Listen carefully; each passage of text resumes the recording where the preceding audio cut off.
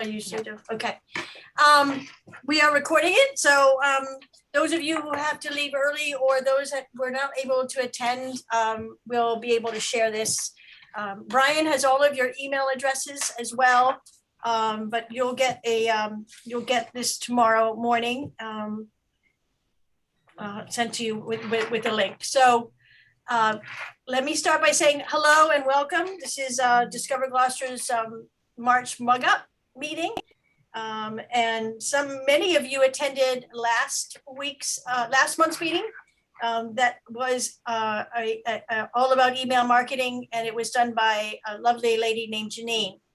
Janine was not able to make the second round of this, so we are delighted to have Brian Kaplan here. And I'm going to just read a little bit about Brian so you know the kind of expertise that we are delighted to have at this meeting. Brian Kaplan helps entrepreneurs build bigger, better businesses. A trainer for Grow with Google, award-winning CEO of Brian Kaplan Marketing, and host of the Bigger, Better Biz channel on YouTube, Brian works with entrepreneurs around the world, presenting a wide range of digital marketing topics to help small businesses grow and succeed. Brian is a guest lecturer at several colleges and universities throughout the country. He has also been featured on Inc., GoDaddy, Constant Contact, Classy.org, and the Boston Business Journal. I'm going to mute Joe. Currently, Brian is on a mission to help 10,000 small business owners get found online, and he's created a free marketing community to help attendees like us. After the event, go to www.briankaplan.com/join to sign up for tips, tricks, and best practices to help you grow a bigger, better small business. Brian, the stage is yours. Take it away, my friend. Just copied that from someone's website. I don't know what you're talking about. This is my first time presenting. Okay, guys, welcome. Thank you for joining me. So today we're basically talking about automation. And when we think about automation, it's a little intimidating, overwhelming, scary, but we're going to look at it from a very easy way of using it. And then, of course, you kind of chip away at it, right? So to introduce myself, to follow up on Elizabeth's wonderful introduction, I'm a speaker for the Grow with Google program. So I'm actually one of 14 people that was tapped by Google. I get to travel around the country and present on behalf of Google, teaching them all different kinds of things. Like many of you have probably heard of Google My Business. That's something we teach about, Google Analytics, how to make your website work, and so much more.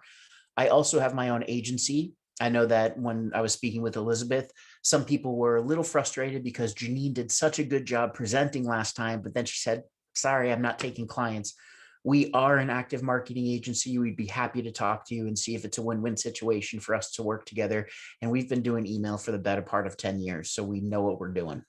I'm also the host of the Bigger, Better Biz YouTube channel, which is a mouthful, but it's basically where you can go and I provide you with tips and insights and best practices to grow your business. So everything from using Google My Business, setting it up, making sure you're showing up when tourists are searching for a hotel, a business near them.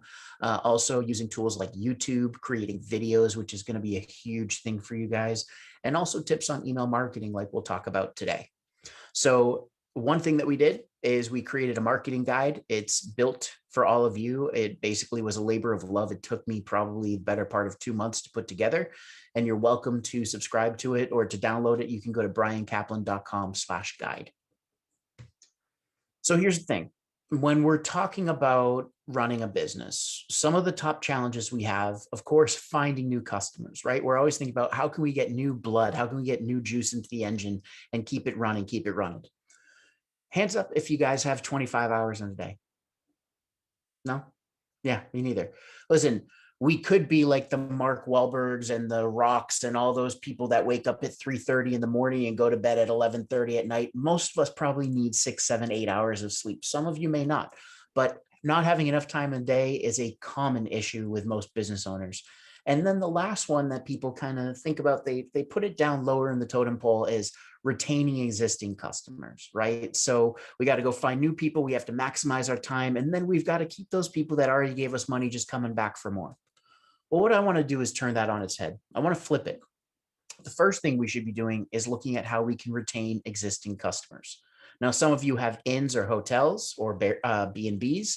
And, if someone actually paid you the money and actually slept on your pillows, then they're more willing to do it again if you gave them a wow experience. If someone came to your restaurant, they ate your food, they loved the service and the food and everything else.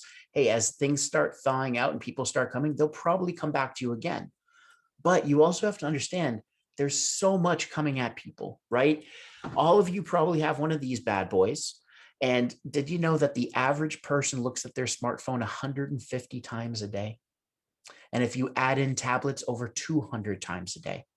Now, also, let's think about the emails we get. Let's think about the ads that we hear if we're listening to Spotify or something like that. Let's think about the TV in the background that's playing and all the other stimuli, right? There's over 200 stimuli that are coming at us every single day.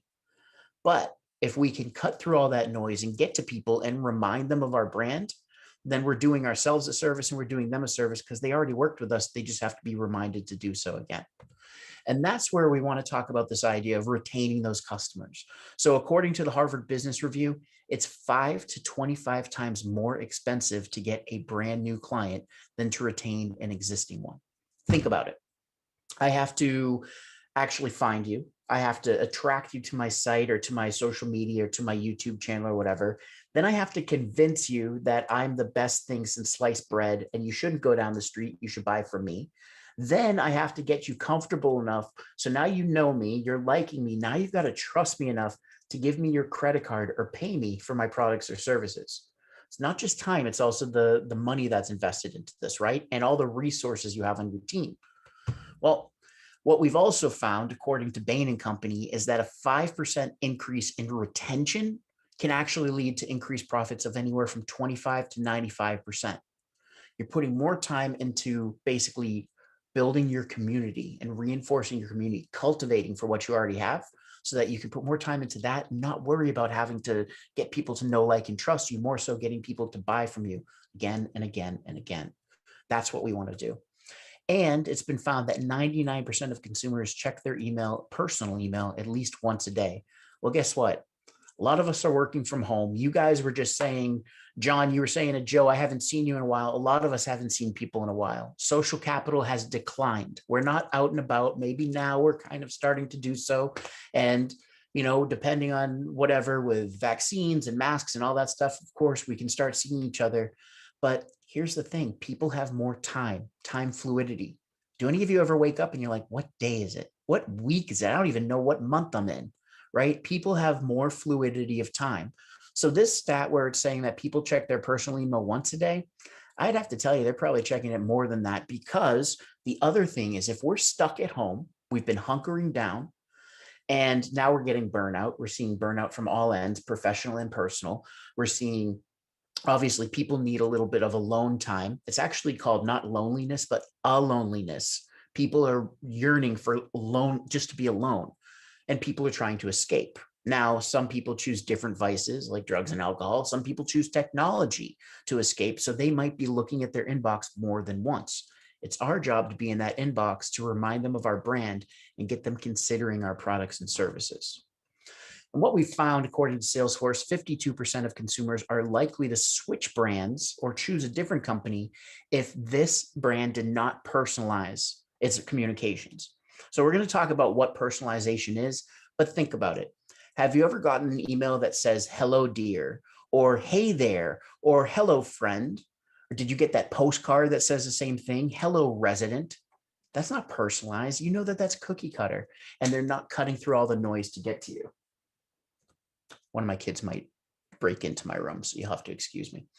So what do we mean by personalized? I want you to think of a one-to-one message. I want you to believe, hello, thank you so much. I'm actually teaching right now. Do you want to say hi to everyone? Hi. Thank you. This is Olivia. Okay. I got to teach. Okay. Okay. I'll see you later. I know how to sneak out. I locked the door, but she figured out how to unlock it.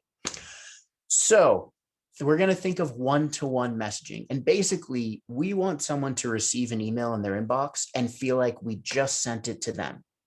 Easiest way is by mentioning their first name, of course, but we could also mention other things. Hey, I know you were interested in this product, or I know you came and visited us last May or last June. We'd love to see you again.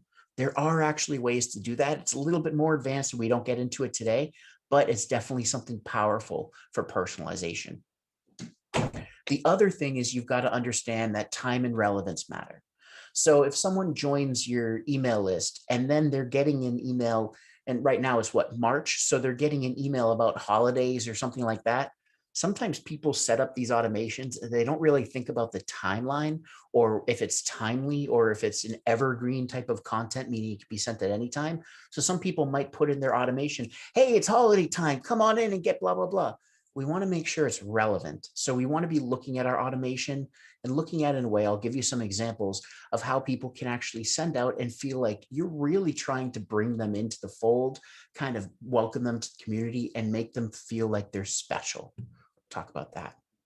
Now, what we found is personalized emails, even having the first name, have delivered 6 times, 600% higher transaction rates.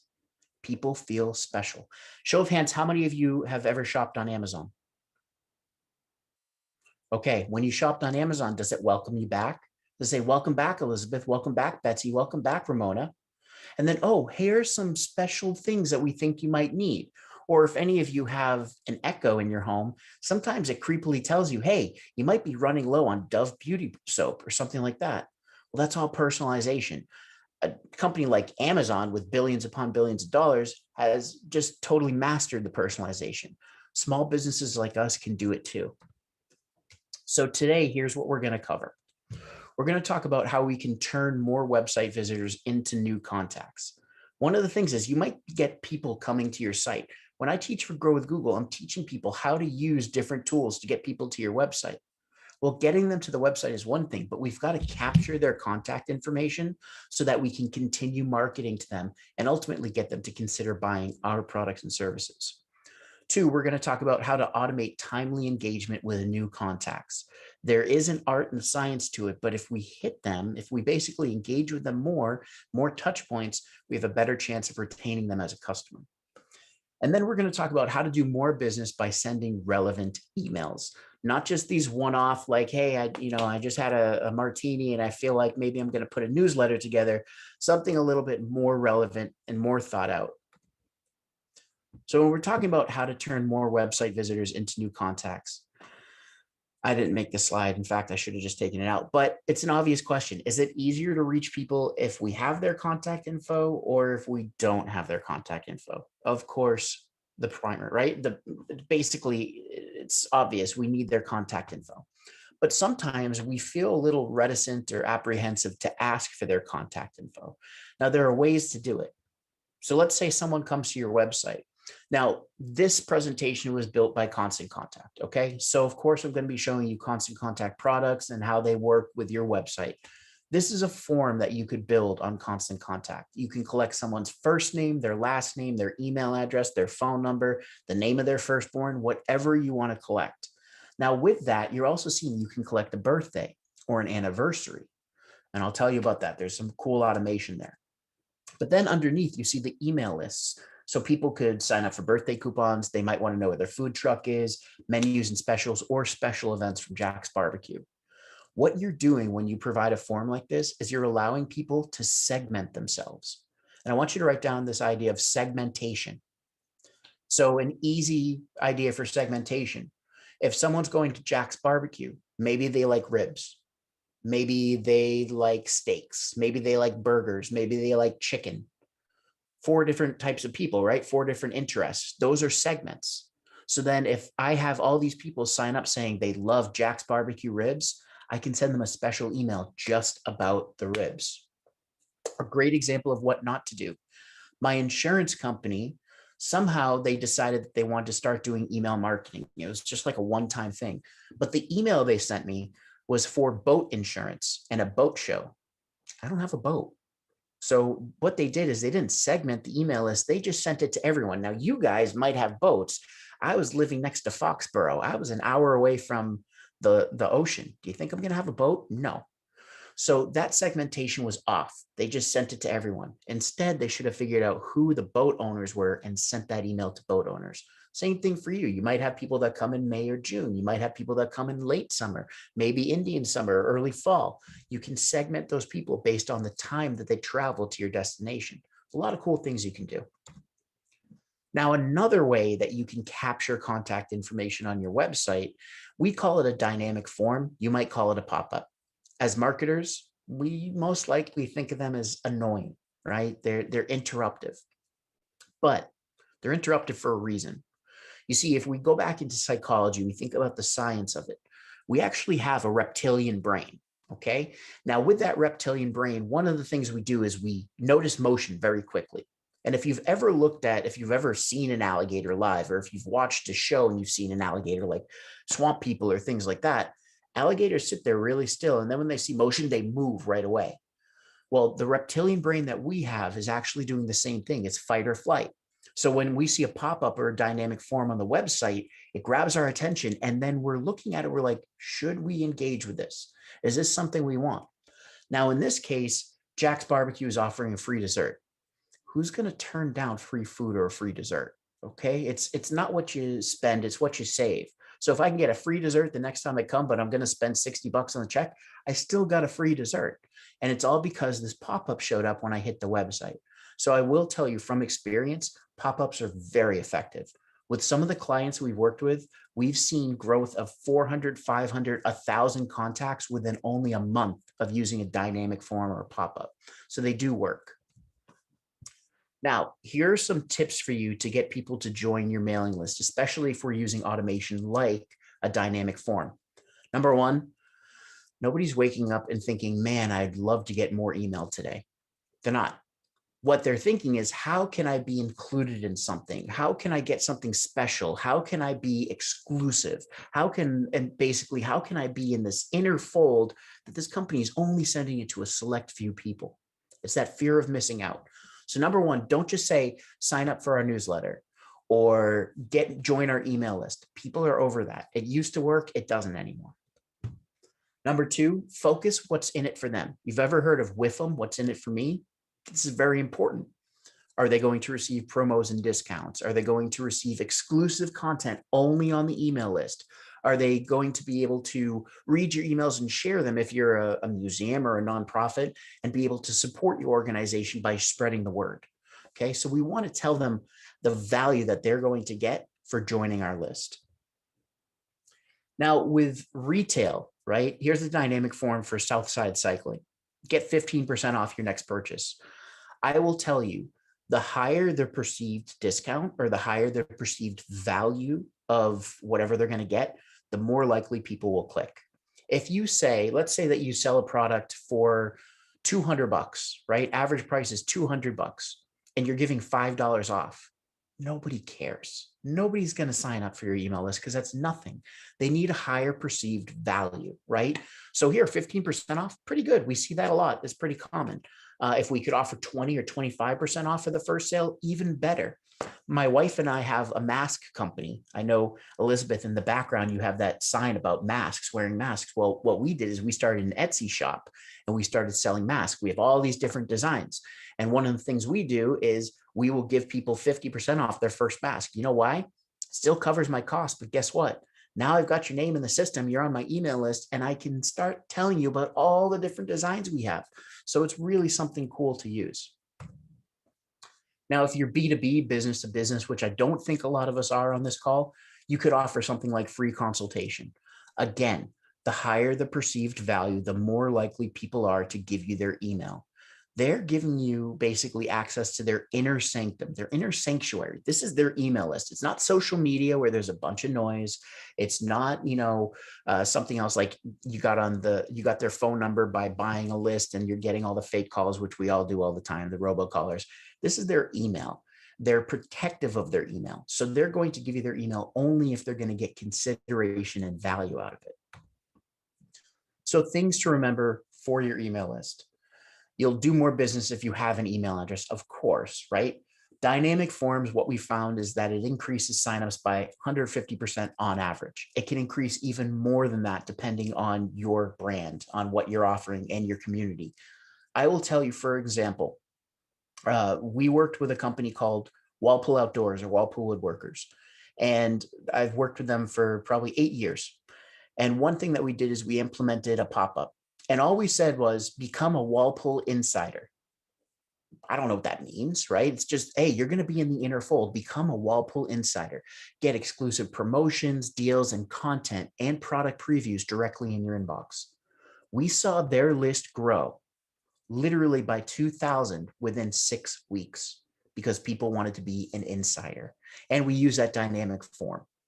And then focus what's in it for your contacts to sign up. Again, the higher the perceived value, the more signups you'll get. So now let's talk about how to automate timely engagement with your new contacts, right? So these people are signing up for your email list.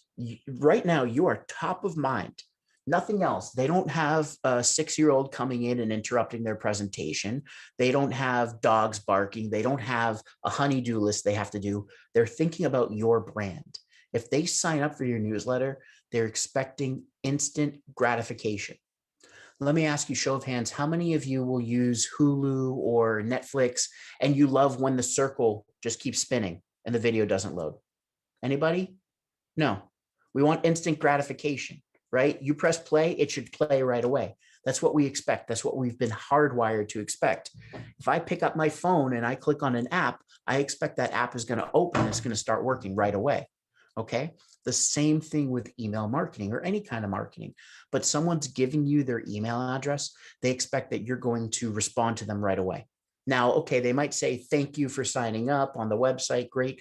But they want an email in their inbox. So here's a story. This is the cheese shop, an actual business. And the cheese shop in Concord, Mass, he does a sometimes monthly newsletter. Well, I take issue with that because you should have a constant schedule because humans are creatures of habit. But one thing is, let's say that I signed up for his newsletter and then he doesn't send out a newsletter for 2 months because it's sometimes monthly. So I just signed up, now nothing for 2 months, and then I get a newsletter. What am I going to do? Delete it or unsubscribe because I was not expecting that newsletter. So we have to set the expectation. People sign up, they're going to get something right away. And with that, we've seen that welcome emails generate a heck of a lot of revenue, 320% more revenue. When you're sending someone something right when your brand is hot, it's resonating in their heads. So if we had someone sign up, we might offer them something like, hey, book a stay with our hotel or our inn, and you're going to get the romance package or this extra package or whatever it is, something that might cost you next to nothing, but is going to get them to sign up for 3 days, 4 days stay, right? So we want to use these welcome emails to try to upsell them something that really has to do with why they joined our email list. So here's an example, okay? You want to engage right away. Now, this is called the welcome email. The welcome email on a service like Constant Contact, someone signs up to the list, they get the welcome email right away. This is automation. You don't have to do a thing. You don't have to be sitting there waiting for someone to come in, move their email to another list, and then press send. It does it for you. So it sends immediately. It's delivering something, a coupon, an exclusive product link, a special deal, whatever it is. It's also welcoming them, of course, what you want to do. Thank you so much for joining our email community or our list or becoming a Walpole insider like we did.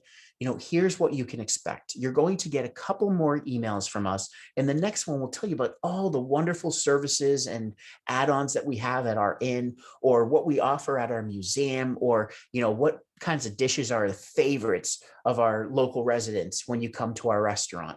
So we'll send you a couple more emails, and then we send you a monthly email. So keep an eye out for that. By setting an expectation, you're doing two things. One, you're basically setting something and you're delivering on it. So you're showing you have integrity. Two, you're now telling people, I'm going to market you for the next 5 days. Do not unsubscribe. Don't get upset because I'm telling you right now. People won't get upset. Instead, they'll be looking forward to your emails because you set it up in their heads. Now, email two. So email one was welcome. Email two, maybe we send it 2 days later, 3 days later. Invite them to connect with you. Name of the game here, We want to be everywhere. It's called a flank attack, right? I want to be in their inbox, but I also want to be on their Facebook newsfeed. I want to be on Instagram. I want to be on Twitter or Pinterest or wherever they are. I want them to join my or subscribe to my YouTube channel so they can learn more from me and realize this guy actually knows what he's talking about. So you invite them to connect. That's it.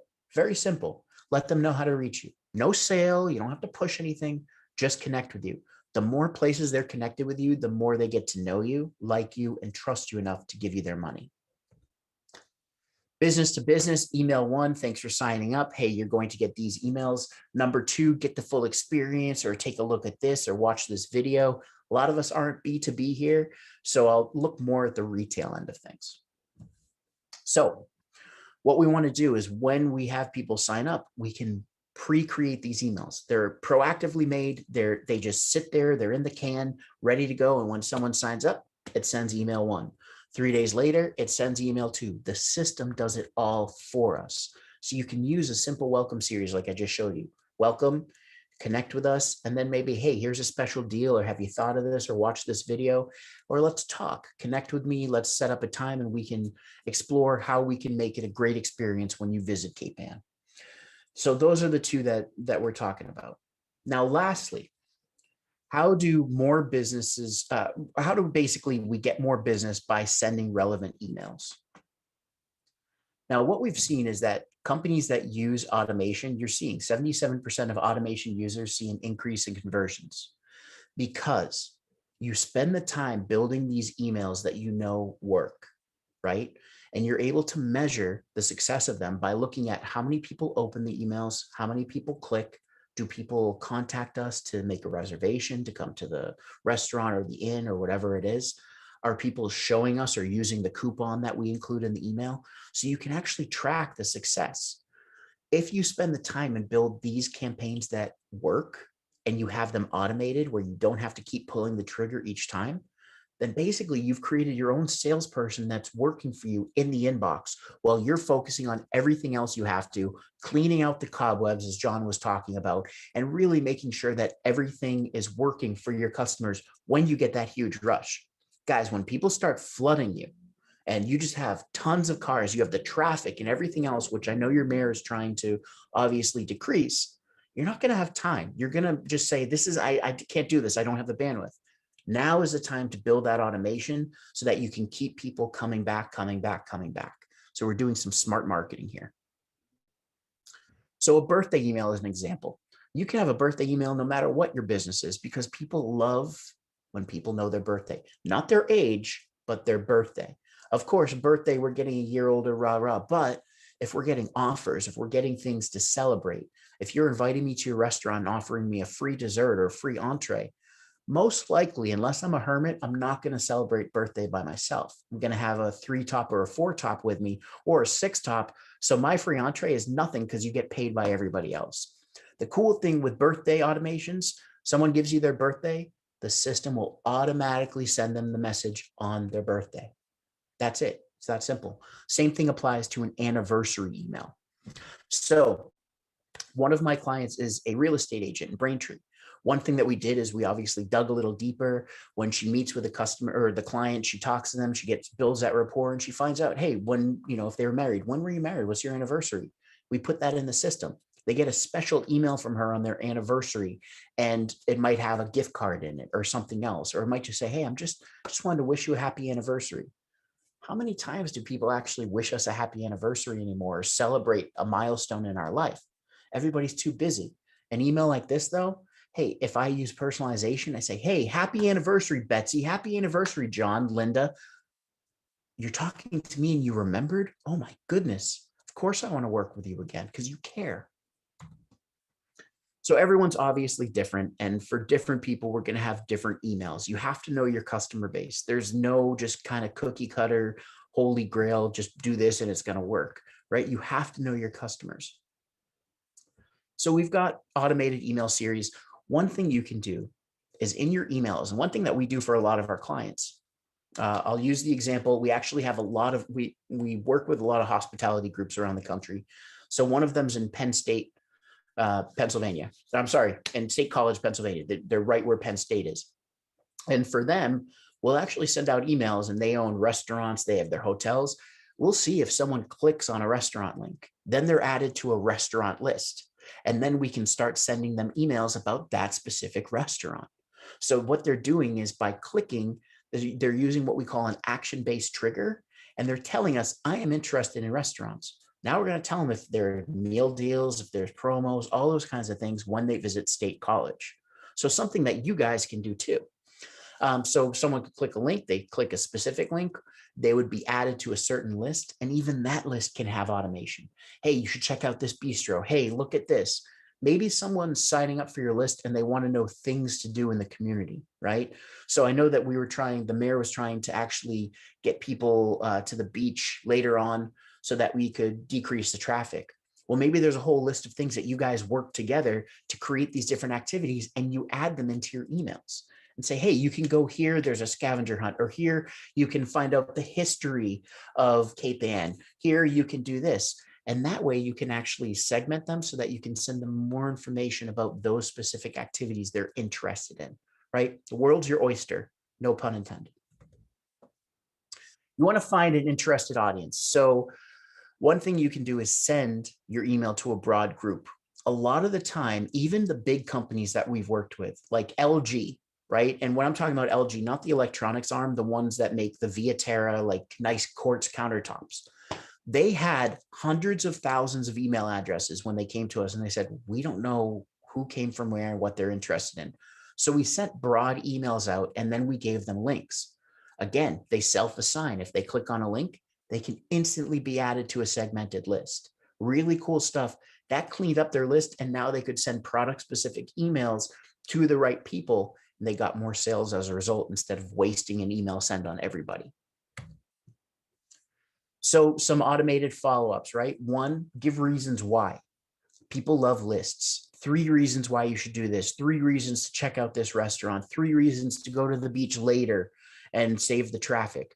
5 things you can do in the morning when you're visiting, things like that. You can highlight a unique aspect.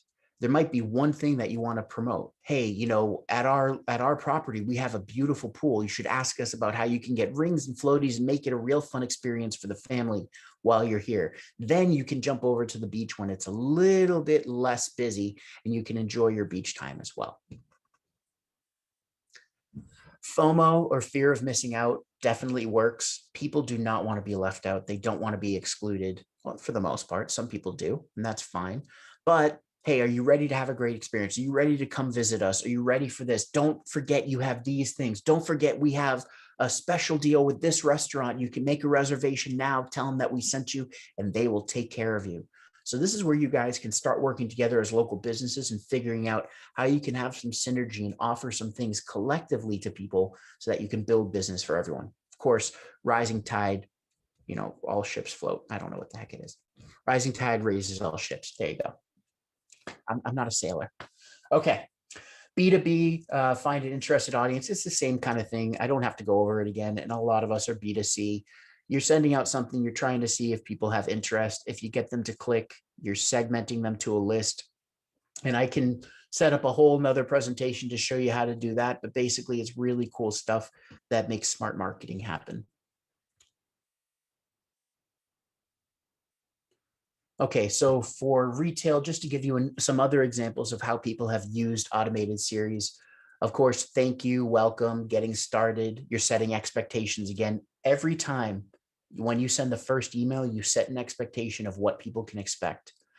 The reason being, again, integrity, but 2, if people have read this, then they're if the next time they get an email, they're like, wait, I remember they said this. So they can't just get mad at you or write back and say, I don't want to be on your list. They read that, the expectation's been set. Consumers are weird that way, but it works. Educational information, again, see, it's 10 things every cyclist should know. If you can educate them, or more so edutain them.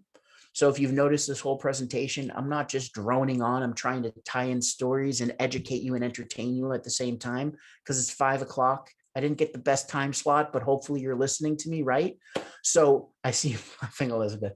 So how can you edutain them? How can you educate and entertain them so that they're thinking about your brand and they love your brand as a result? You're giving them value. And then one thing that you can use, maybe it's someone that's already worked with you, ask them for feedback. We don't talk about it much in this presentation, but I will tell you that over the years, I've really dived down and built my expertise in reviews and online reputation management. For all of you, reviews are going to be essential. They are basically mission critical. If I'm driving up from the South Shore and I'm looking for a place to eat, I'm going to look at the best reviews. If I'm looking for a place to stay, like I want to get away with my wife, I'm looking at your reviews. We all know people are looking at reviews, but a lot of us as business owners don't really want to ask because we don't want to, we don't want to basically make them feel like they have to do more. We don't want to impose.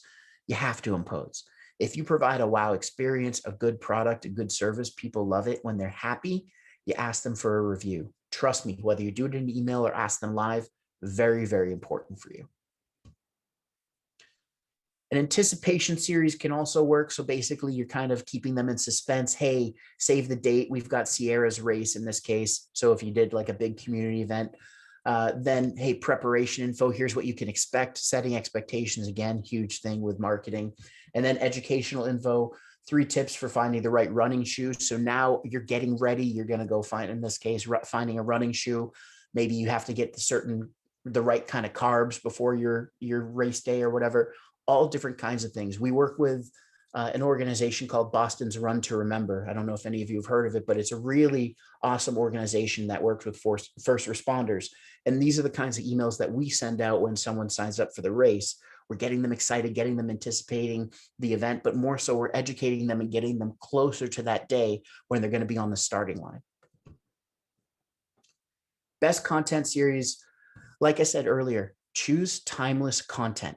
Timeless content. That means it can be sent at any time. Don't send something that, hey, it's June. It's not going to be June and July or August, right? We don't want to have to keep going back and changing it. Make it timeless. Choose related content. So in this case, it's, 8 things small business owners must know about blah, blah, blah. It could be 10 things you should know about Cape Ann or 10 things you should know about Gloucester before you visit, right?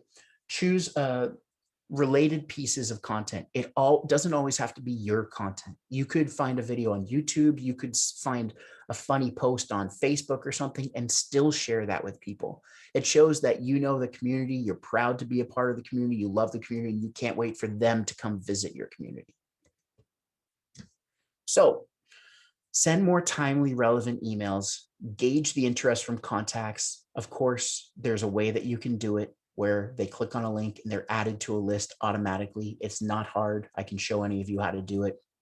Create triggers and interest lists and automate and make sure you're showing relevant information and relevant emails that keep them going in the process, keep them wanting to buy from us, even if it's going to be 12 months or 10 months until they visit us again.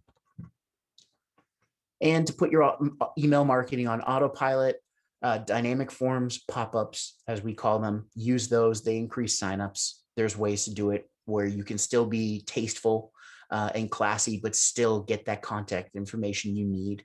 Engage new contacts with a welcome series. Always, always, always use what we were talking about, click segmentation, and even build out automated series for those specific clicks. That's a little bit more involved. I know I jumped ahead a little bit, but it's definitely something you can do so that once you have it rolled out, email is selling for you. You focus on what you've got to do. Okay. I didn't put this together. I did put this together though. So here's the deal. I know that some of you are interested in Constant Contact. If you have already signed up, that's no problem. If you're looking to sign up, great. I can help you either way. If you don't want to, no problem. If you want to use something else, by all means, I don't care. Here's the thing. If you want to get started with email marketing, my recommendation, having done this for 10 years, is Constant Contact. I've worked with MailChimp. I've worked with Aweber. I've worked with Vertical Response. I've worked with iContact. I've worked with Emma. I could name them all day. For someone that's just starting, Constant Contact is going to be your best bet. It's easy to use. It's a drag and drop editor. So you can upload a photo, put it in, you can add text, you can move it around, you can add buttons.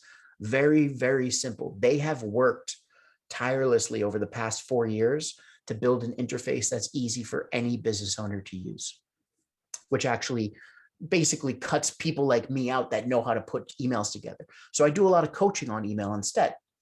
That said, if you want to sign up with Constant Contact, we can actually build a brand new welcome email for you. We build a brand new template that's on brand, has your logo and your color palette, looks like your website. So people are getting that brand consistency.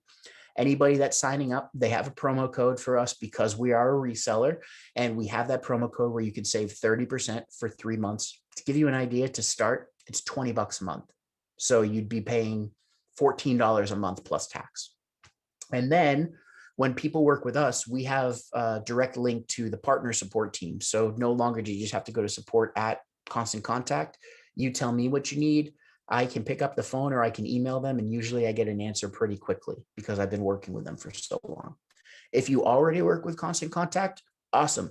What we do is we provide free audits. We can actually jump into your account, take a look, and tell you, hey, here are some things you can improve. Or, hey, on your welcome email, maybe you want to add this, this, or this. Or maybe here's some automation ideas for you so that you can save time and get it done while you're focusing on everything else.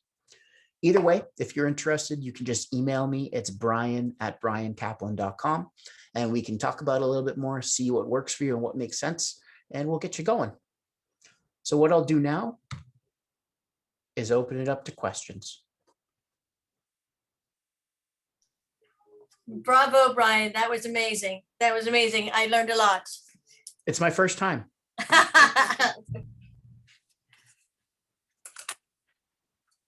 Anybody have any Yeah. questions? I don't, yeah, you I see see that. Heath does. Can I just unmute it there? Thank you, Brian. That was a great presentation. Thanks, Heath. I run a seasonal business, so I had a question on the birthday emails. Mm-hmm. If your birthday's been in December and I'm sailing in May to October, what kind of deal would I want to give somebody that they have to just like put in a file cabinet, or, you know what I mean? Like, oh, happy birthday, it's winter, you can't come on my boat. Yeah. So I would still use the birthday autoresponder just to remind them, and even show a video or something. Hey, like, we're looking forward to getting going, getting sailing. Here's a video just to remind you of what it was like to be on the boat. And so you could do something that's generalized like that and get them excited. And then if you're off season, I highly recommend you continue sending emails in off season to keep them engaged, so that by the time March, April rolls around and people are starting to make plans, or maybe even February, I don't know. But by the time they're starting to make plans, you're still top of mind and you can start getting reservations in to jump on the boat. And we've just always juggled with the like sending them too many in the off season when it's not, you know what I mean? Like, it's irrelevant to what they're doing. So, of course, but don't forget, we've all been stuck inside. Everybody has wanderlust now. Everybody wants to escape. Find me a person that does not want to just be outside without a mask on their face, just enjoying life as it was, right? Yeah. So if you can paint a picture for them and paint this experience, all the better. And one thing that I'll tell all of you, which is a really good point, you might feel like you're sending them too many emails, but don't forget, the average person gets 50 to 75 emails a day. That's the average consumer. Now, a business owner like us, we might be getting 125 to 200 emails a day. So multiply that by 30 days, we're getting thousands of emails. So for you to send one email a month, it's not a huge deal, and you're not going to alienate or upset people by doing so. Gotcha. It's cool. Well, thanks again. That was of course. Great. Glad you enjoyed it. If you guys don't have questions, let me know. Just raise your hand. Did you get value today? Did you learn something new? Yeah? Okay. Then I did do my job. And I'll have to go give Livy $1 for her little cameo appearance. So I wanted to add to Heath's question, Brian, and sure. You brought it up in your presentation. Even though Heath is a seasonal business, he could talk about the schooners, right? The value of the schooner industry in Gloucester, or the old video of how the Lannon was built, right? So it doesn't have to always be an ask to be on our boat, but it can be a bit of a storytelling mechanism as well. Oh, by all means, people love stories. Tell them the history, tell them what goes behind it, tell them what the team is doing in the off season, repairs you have to make, all these things to make their experience even better. People love knowing how things work, why it happens, why it is. And the more you can share with them, the more familiar they are with your brand and the more they want to support your brand as well. Yeah, I learned a lot. I will tell you, we do Discover Good. Gloucester does a newsletter every other week or thereabouts. And you just taught me a really good lesson, which is, you know, we're disappointing the expectation. If in fact I say it's weekly or it's every other Tuesday and I don't keep up with that, that was a really good lesson to learn. My Yeah. question, Brian, is we have over 8,800 names on my Yep. contact list. And that's Mhm. come over time from people I go meet at the New York Times show, or people requesting a free visitor guide. People want my newsletter. How do I manage? And then I sort of create my own list, like a newsletter request, advertiser, partner, lodging partner, retail partner. How do I manage? So I haven't taken the time to do the Segmentation. yeah. How can I do that better? Or how can I even make that Sure. more effective for me? We just had that happen because our list, when we started the agency, our list, my first list was my wedding list, was all the people that we invited to my wedding. And I said, hey guys, by the way, I do marketing. And that's grown over time. So now, you know, we have a list of about 12,000 people. And as the list grows, it becomes unwieldy, right? There's people that joined a long time ago that may not be interested. They're just, I hate to say it, but they're like dead weight. They're inactive contacts, as we call them. Yeah. One of the easiest ways, what we just did is kind of like a new age double opt-in. I'll explain what it is.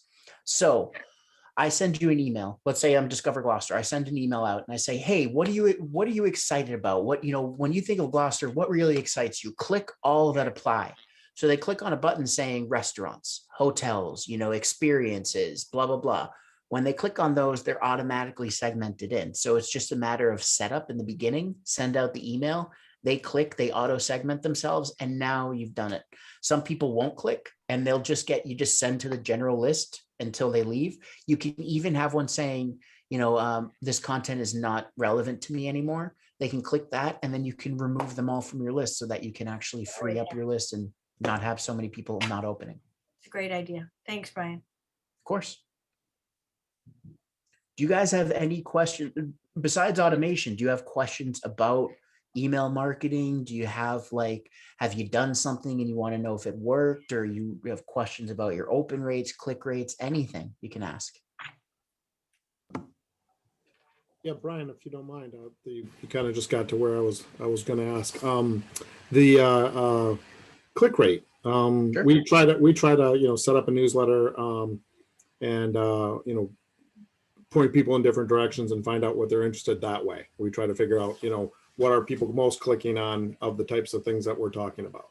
Mhm. We do find click rates all over the map.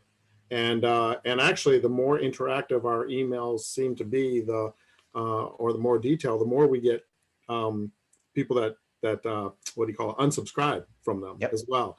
What are the rates that you're thinking, or I mean, I know industry averages, but what's considered a really good click-through rate on a monthly email, and Sure. and how much should we see of drop off before we know we're annoying someone? So may I ask, what's your industry? What's your business? I'm sorry. Yeah, I'm sorry. I'm a nonprofit maritime museum. So. Okay, you're a museum. Yeah. Okay, so people are signing up. Of course, with nonprofits, you have a little bit more leeway because nonprofits can be a little bit more verbose. Mm-hmm. So I know that when you send out those really detailed emails, sometimes you're going to see people that are like, I can't. Yep. What you're doing is you're cleaning your list. And those people that are unsubscribing because you send out too much detail about your organization, they weren't interested in the organization to begin with. Yeah. What I would recommend, though, when you're saying a detailed email, you're talking like you're writing like a mini novella that has like 5 or 6 paragraphs. No, actually, what we're doing is it's probably 3 or 4 things that have clicked through to the website. Got it. So great point you bring up. Constant Contact actually did a study a few years back. They looked at over 1.2 million emails that were sent out to from their database, and those emails were sent to at least 100 people. What they found is that as you add more links or more options in your email, you decrease your click-through rate, and you can also confuse people enough that they will delete or unsubscribe to the email. So the more options you give, and there was actually another study. So Valentine's Day, when a lot of us, are looking for something for our significant other, and you're at that, oh crap moment. It's like, February 11th, you're like, I didn't get anything yet. Well, what they did is they actually looked at another person looked in a research study from a florist, and they did a split test. The florist sent out an email saying, hey, here's the Valentine's bouquet, order it now, just one option, or they sent out 4 options. The one with one option got way more click through and buy through instead of the one with 4 options, because people get analysis paralysis. Right. So when you're sending your emails, have a specific focus, one thing that you want people to do, because then if you have 4 things, you have 3 other emails that you can send out potentially, right? But have one thing and attack it in different ways. Have an image or have a video or have a paragraph with a button, and try to get people just doing that one thing. That way people can focus, because the one thing that's happened with technology, with all of this, and I can tell you from talking to developers in Silicon Valley as well, their game is seeing how many more times they can make us look at our screen. What they're doing as a result, and kind of what the byproduct is, attention spans are just going down. And if you give people too much to think about, they can't process it anymore. So focus on one thing, Michael. That being said, with nonprofits, you're usually seeing a higher open rate because it's a special place in people's hearts. With click-through rate, it all depends on how many options you give them. So my recommendation, the next time you send an email, focus on one thing and have only up to 3 links. If you add more than 3 links or 3 calls to action, like they could click on the image, they can click on a button, click on a text link, those are 3 things. The more options you give them, the more decrease you're going to see in your click-through rate, because it's too much. Cool. Thank you, Brian. You're welcome.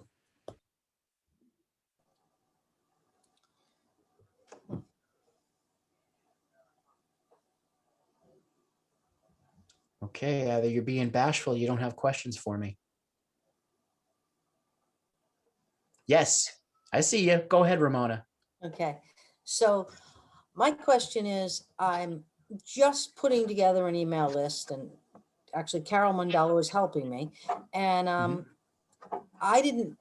not sure, there's things you can do. You can do the MailChimp, which is free, I believe.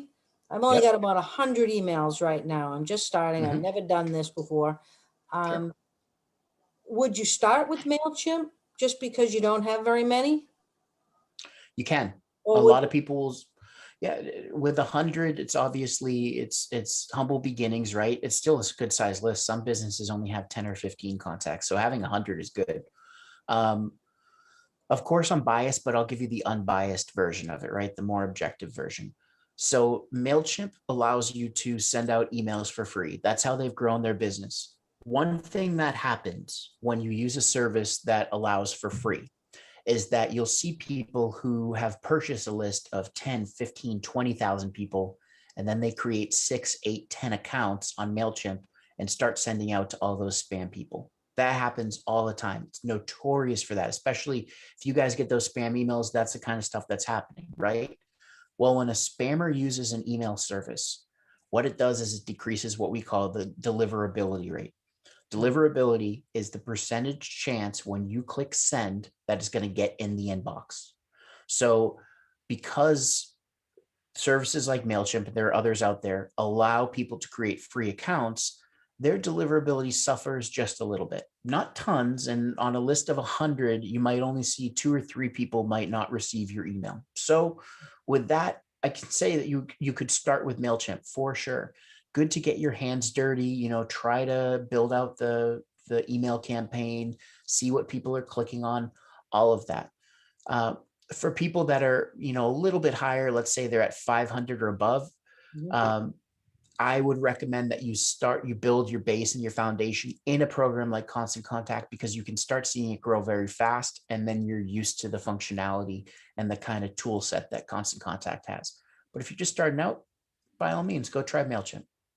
Okay, all right, thank you. Of course.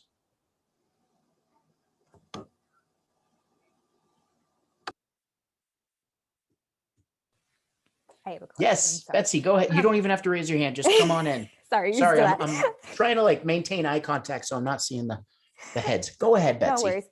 So I work with MailChimp. I work with KPN Olive Oil Company. So if we were to switch, when would be like a right time to switch? Like how many subscribers would you say it's like, okay, now it's becoming too much, we should probably switch to a new email system? How many contacts do you have? Probably about 1,000. Okay.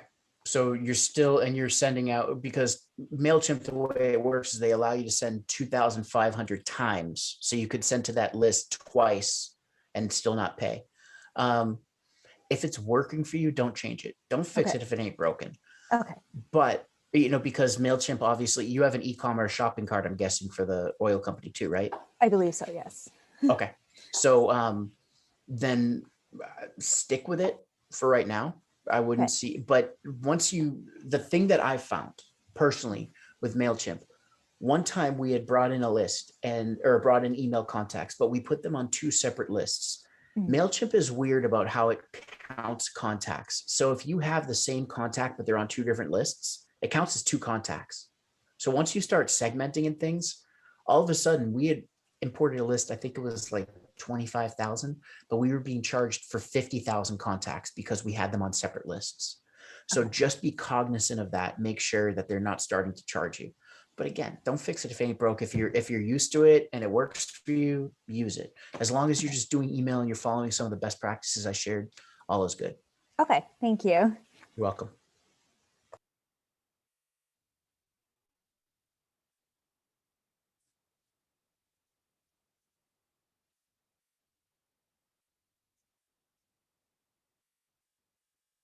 Elizabeth, I'm thinking that's it. I don't see any other hands raising. Okay. Well, this was tremendous. I'm reading some great messages in chat box. Great presentation from Linda Awesome. Harvey, Hammond Castle. I really picked up some valuable information. Looking forward to more of these types of meetings. So you did a terrific job. We had some Thank you. people who had to leave. So I am going to make sure we stop this recording and send it